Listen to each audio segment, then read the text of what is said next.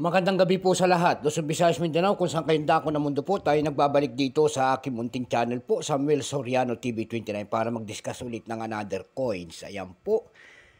Magandang gabi po sa lahat ng kolektor kung saan kayong dako ng mundo po, lalong-lalo na ang aking mga subscriber po. Ayan. Maraming salamat po sa aking mga subscriber. Yun naman nanonood na hindi pa po nakapag-subscribe at gusto nyo ang ganitong mga topic po about coins. Siniseling natin ang ating mga barya kung magkano na ang kanilang mga lagam. Baka mamaya hawak ninyo, mataas pala yan. Ayan.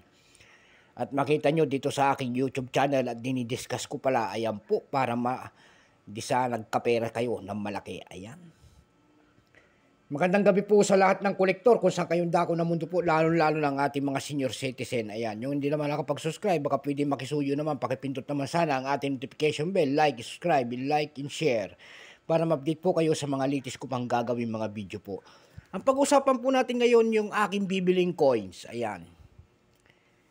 Ayan, may vlog na ko sa una-una. Ayan po, ito po ay aking bibilin. Ayan, kaya naghahanap na ako nito.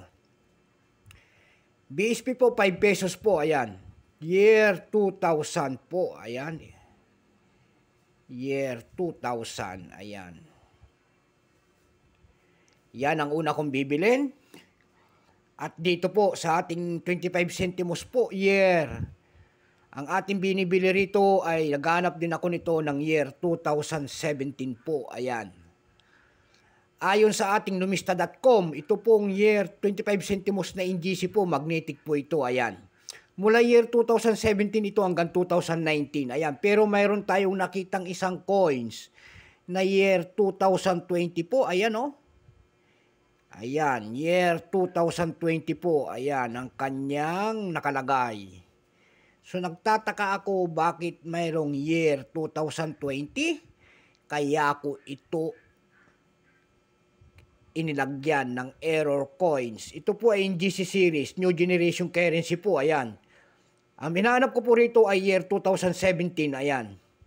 Kung sino po mayroon dyan, mag-comment po, PM, doon sa aking FB page po, Samuel Soriano, ayan. At nagtataka ako, kung mayroon din kayo nitong year 2020, ayan, mag-comment po kayo dyan, kasi itong aking nahanap ay year 2020 po, ayan. Kaya inilagay ko ng error coins. Kung mayroon po kayong year 2020 nito, bibilihin ko rin po, ayan.